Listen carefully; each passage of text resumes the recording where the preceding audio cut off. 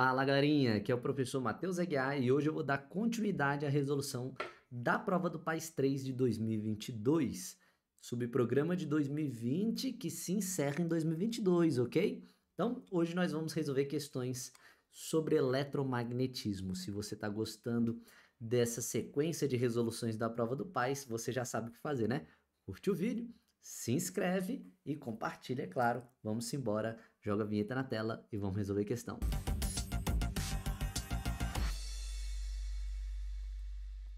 Então, galerinha, a respeito da indução magnética e das leis do eletromagnetismo estabelecidas no século XIX para que se pudesse explicar a diversidade de fenômenos tanto elétricos quanto magnéticos, julgue os itens que se seguem. Item de número 83, de acordo com a lei de Faraday, a variação do fluxo magnético no interior de uma espira faz surgir uma corrente elétrica que retroalimenta a magnitude do campo magnético que a gerou, o que faz com que a corrente cresça de forma exponencial e tá errado, é óbvio, porque você está violando as leis de conservação de energia. Assim você pode criar energia ao infinito e além, não é, meus queridos? Então, não, esse negócio de retroalimenta, como assim retroalimenta e o negócio cresce, depois fica cada vez maior? Não faz sentido nenhum, tá? O item está errado, garinha, tá? Porque viola as leis de conservação de energia, motivo simples. Na verdade, a lei de Faraday diz que o fluxo magnético, né, ele produz uma força eletromotriz. Essa força eletromotriz, portanto, ela cria uma corrente induzida na espira que se opõe à variação do fluxo magnético. Isso quer dizer o quê, professor? Isso quer dizer que se você tiver uma espira, se você tiver um ímã e aproximar o ímã da espira, o que acontece? O campo magnético do ímã atravessa a espira e à medida que ele flui pela espira, nós chamamos isso de fluxo magnético, é o campo magnético externo atravessando a espira. Show de bola? Esse fluxo magnético ele varia porque quanto mais próximo da espira, mais intenso fica o campo magnético, e quanto mais intenso for o campo magnético, maior será o fluxo magnético, né? Então ele está variando, e à medida que ele varia no tempo, isso gera os volts induzidos na corrente, e os volts vão gerar os amperes, né? Então a força eletromotriz nada mais é do que o volt, né? A voltagem aqui. E essa voltagem vai gerar a amperagem, a corrente elétrica na espira. Bacana? A lei de Faraday diz que a corrente gerada na espira, a corrente induzida na espira, ela vai ser tal que vai se opor a essa variação do fluxo. Então, se o ímã estiver se aproximando, vai aparecer uma corrente elétrica. Essa corrente elétrica vai gerar um campo magnético, porque corrente gera campo, e o campo magnético gerado pela espira vai se opor ao movimento do ímã. Se o ímã está se aproximando, ela vai fazer uma força no sentido contrário, evitando com que ele se aproxime, evitando a variação do fluxo, beleza? Então é isso que vai acontecer. E aí, no lugar da corrente crescer, na verdade a corrente vai diminuir, porque a corrente elétrica induzida, ela se opõe à variação do fluxo, e quanto mais ela se opor, menos ela vai crescer. Na verdade, ela vai diminuir nesse sentido, buscando, né, o equilíbrio. Qual seria o equilíbrio? O equilíbrio seria a situação em que o fluxo magnético para de variar em relação à espira, né? Então, é basicamente assim que se comporta a natureza, portanto, o item está errado, galerinha, né? Para você que estudou lei de Faraday, imagino que você deve ter lembrado na hora da explicação do teu professor, beleza? Pessoal, vamos entender como é que funciona a lei de Faraday, já que a gente citou a lei de Faraday, né? Então, respondemos essa questão rapidinho. Agora vamos pensar aí como funciona a lei de Faraday. Ó, eu tenho uma espira e eu tenho um ímã que se aproxima da espira. O que o ímã tem? O ímã tem campo magnético, é óbvio, né? E a gente viu que, de acordo com Oersted, corrente elétrica gera campo. Só que o contrário também acontece. O campo é capaz de gerar corrente. A corrente gera campo, mas o campo também gera corrente. E aí quem vai matematizar tudo isso, né? Ou melhor, quem vai perceber isso experimentalmente vai ser Faraday, um renomado físico experimental aí do eletromagnetismo. Carinha, então quer dizer que a lei de Faraday diz o seguinte, que a força eletromotriz gerada vai ser proporcional à variação no fluxo magnético, ou seja, quanto mais o fluxo magnético variar, maior vai ser os volts, né, gerados ali, e é inversamente proporcional ao tempo, né? Na verdade, a força eletromotriz está calculando a taxa de variação do fluxo magnético, vamos dizer assim. Só um detalhe é que a lei de Faraday-Lenz ainda vai ser acompanhada de um sinal negativo para garantir a conservação de energia, né? Então, na verdade, a força eletromotriz ela se opõe à variação do fluxo magnético no tempo, beleza? Lembra que quando a gente fala, galerinha, de força eletromotriz, ela tem a ver com os volts, tá?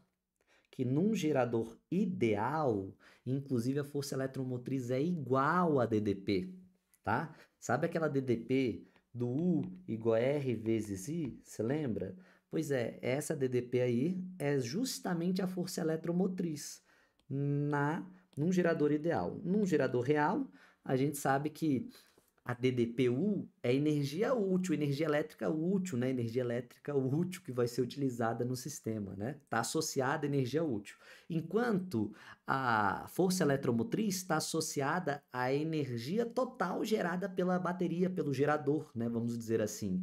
Então, toda aquela energia gerada no gerador é a força eletromotriz. Só que como o gerador é feito de condutores elétricos, você sabe que quando o gerador criar os volts, vai aparecer uma corrente elétrica. Essa corrente elétrica vai fazer com que parte dessa energia gerada seja dissipada em forma de calor por efeito Joule no próprio gerador, no próprio funcionamento do gerador, no processo de geração de energia, uma parte da energia gerada vai ser dissipada em forma de calor, né? Então quer dizer que a força eletromotriz estaria associada à energia total e a DDP somente energia útil, que sobrou, que de fato, né, vai ser utilizado pelo sistema, tá? Mas isso aí é episódio, né? Isso é cena para outros episódios para a gente discutir em outros momentos. Fato que a gente tem que a força eletromotriz é o volt, tá? E aí o que acontece, garinha? Vamos tentar entender aqui. Quando você aproxima, isso faz o fluxo variar, porque o campo magnético vai aumentando na aproximação, né? Vai diminuindo no afastamento, mas vai aumentando na aproximação. Se está aumentando, está variando. E se varia, aparece o E. E se aparece o E, vai ter também o I, né? Então, aqui vai acontecer uma corrente elétrica, que pode ser para um sentido ou para o outro, é isso que a gente vai analisar, beleza? Então, quando tem volts, isso gera corrente. Bacana? Inclusive, eles são diretamente proporcionais, de acordo com o que a gente estudou lá em circuitos elétricos, não foi? Lá na eletrodinâmica. Galinha, o que que acontece? Deixa eu voltar aqui. Vamos tentar perceber qual seria o sentido da corrente elétrica? Bom, de acordo, né, com Lenz e Faraday, o sentido da corrente elétrica tem que ser um sentido tal que essa corrente se oponha à variação do fluxo. Então, a corrente elétrica, se ela fosse para cá, vamos analisar se ela fosse nesse sentido, beleza? Se ela fosse nesse sentido, quais seriam os polos da espira? Repara, pela regra da mão direita, né? Nesse cantinho aqui, ó, a corrente está subindo, né? Então, as linhas de campo entram por esse lado e saem por esse lado aqui, as linhas de campo, é isso? Então, pela regra da mão direita, se entra, polo sul, se sai, polo norte. Bacana?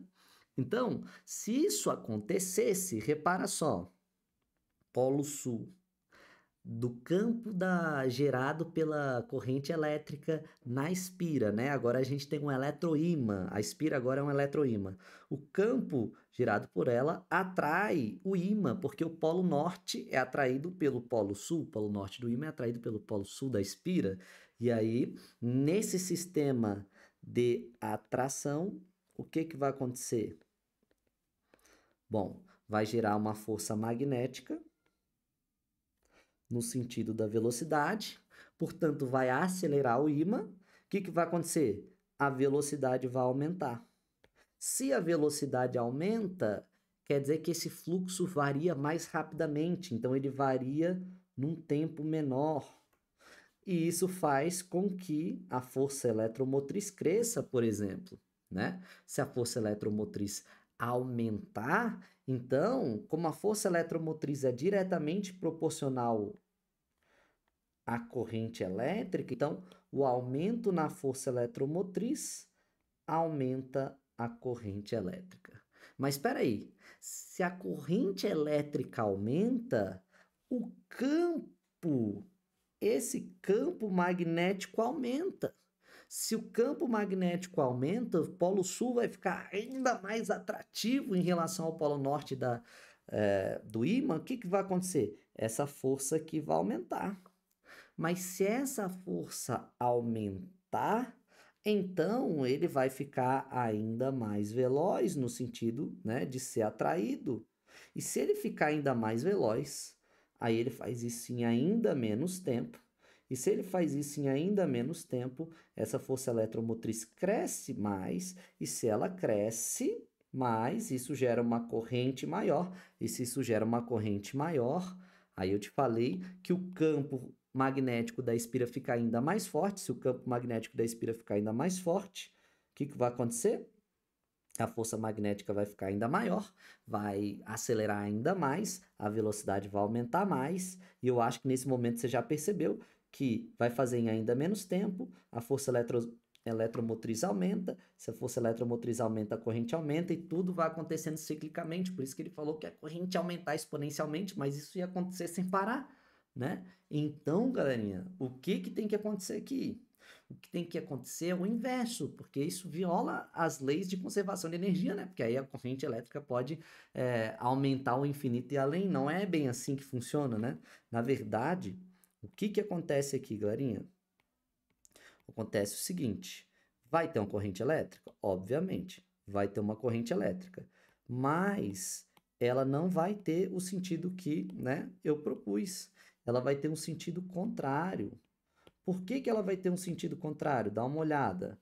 Olha só, se ela tiver sentido contrário, isso vai fazer com que apareça um polo sul e um polo norte, né? Com certeza aí na espira. E aí, só que com o sentido contrário vai inverter a polaridade, né? Porque se você pegar ali, ó, nessa regiãozinha aqui, ó, em que a corrente está descendo, né? As linhas de campo entram numa face da espira e saem pela outra, né? Elas vão entrar por essa face e vão sair pela outra face da espira. E isso vai fazer com que aconteça o quê? Que aqui eu tenho o polo norte, que é por onde as linhas de campo saem, e aqui eu tenho o polo sul. Mas se for o polo norte com o polo norte, aí o que a gente vai ter é uma repulsão. Se a gente tiver uma repulsão eletromagnética, então vai aparecer uma força magnética no sentido contrário ao movimento do ímã. E aí isso vai gerar um movimento retardado no ímã. O ímã vai ser desacelerado pela espira, que agora, né, é um eletroímã, porque está repelindo de acordo com o seu campo magnético, né, que foi gerado pela corrente induzida. Então, a velocidade diminui. Se a velocidade diminui, aí o que que vai acontecer? A velocidade diminui, ele demora mais tempo variando o fluxo magnético ali, né? Vamos colocar aí, claro, grosseiramente a minha análise.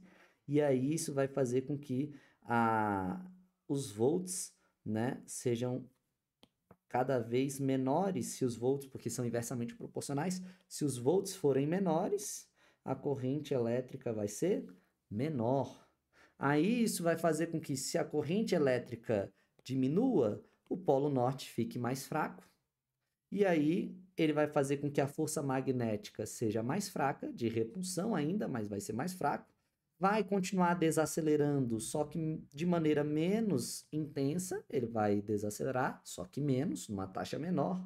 E aí, se a velocidade diminuir, o tempo, né, em que o fluxo está variando continua aumentando, porque está ficando cada vez mais lento.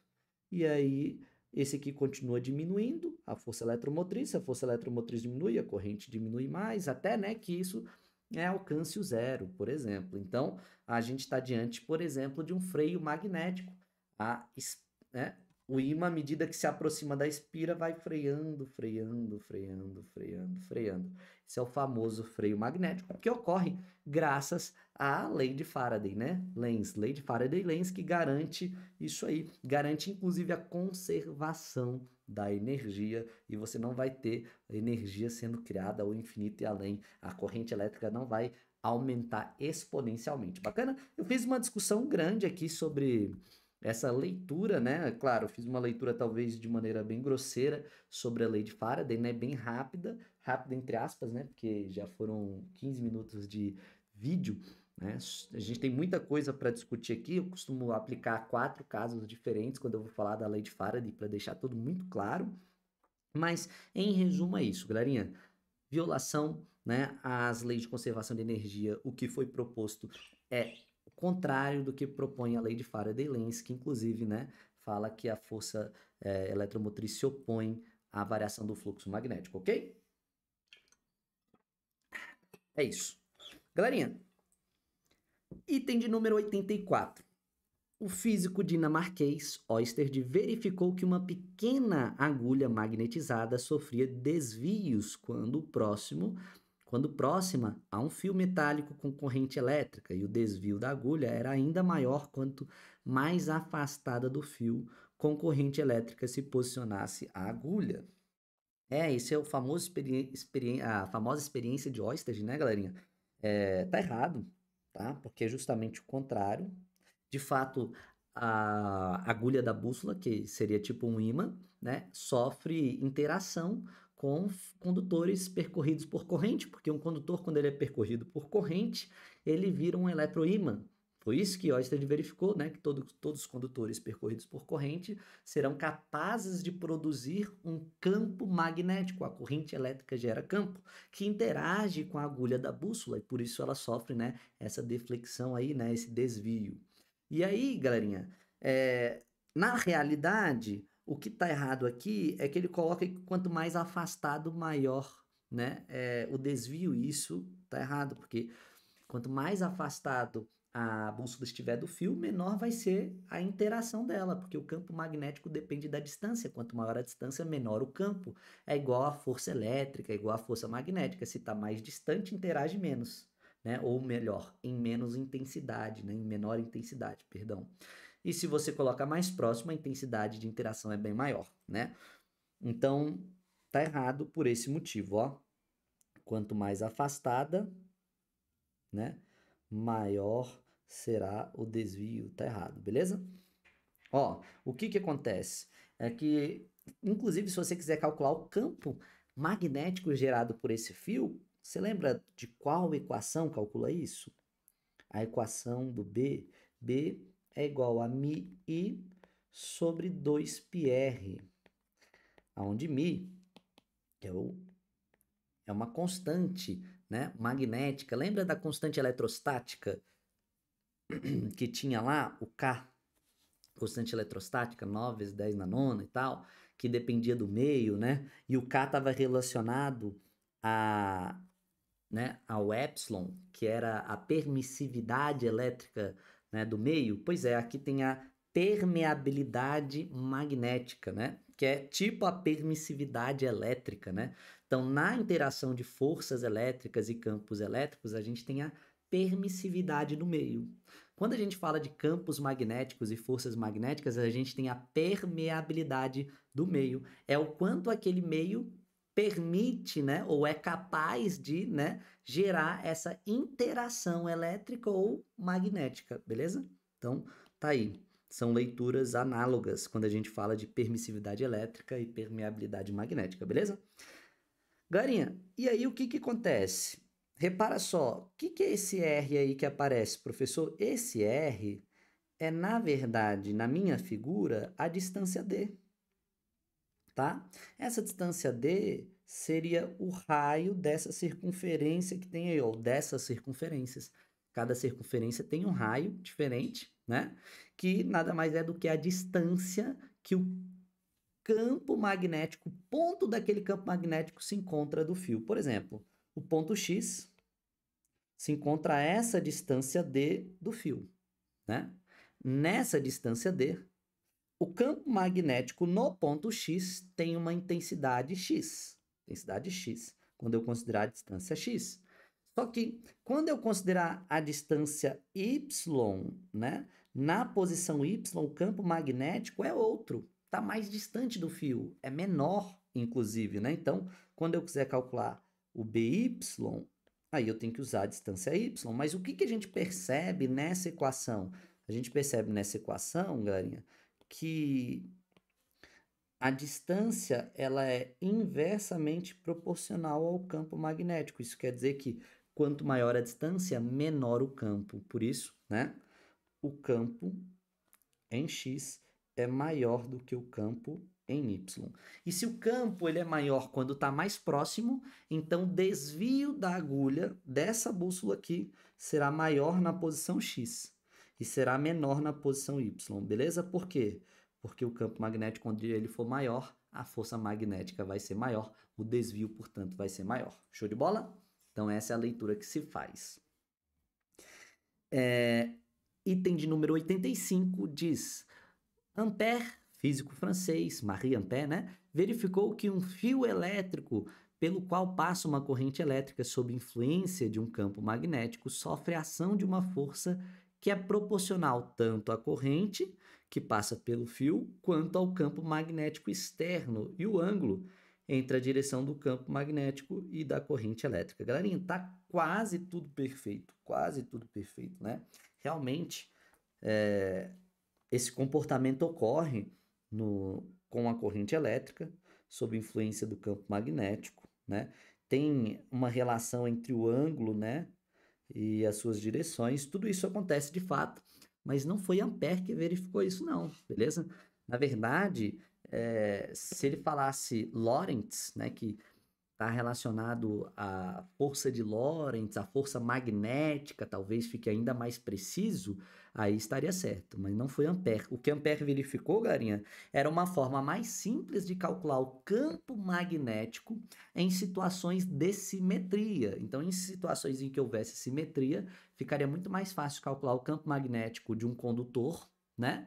Muito mais fácil do que utilizando, por exemplo, a lei de Biot-Savart, que é bastante difundida na física, né? A gente costuma calcular o campo magnético utilizando a lei de Biot-Savart, mas a lei de Ampère ela é mais eficiente, ou melhor, ela é mais fácil, mais simples nos casos em que ocorre simetria, beleza? Então, na verdade, a lei de Ampère calcula o campo e não é a força magnética, beleza? Inclusive, a força magnética que ele se refere, não sei se você lembra, mas é a equação do Biot, tá? A equação da força magnética entre um fio condutor e um campo magnético externo, né? Então, era aquela equação B vezes I vezes L seno do ângulo θ, beleza? Em que B é o campo magnético, a intensidade do campo magnético, se você quiser colocar em, né, assim, ó, um módulo, né, de B, que a gente está calculando o módulo da força magnética, não tem nenhum problema, beleza? Repara que o ângulo que a gente está falando aqui é o ângulo entre o campo e a corrente elétrica, tá? O campo e a corrente elétrica, esse ângulo θ aí. E a corrente, e L seria o comprimento, né, desse fio, né, o comprimento em questão que está sendo analisado, né, se o fio for infinito, a distância em que ele está analisando de um ponto até outro, enfim.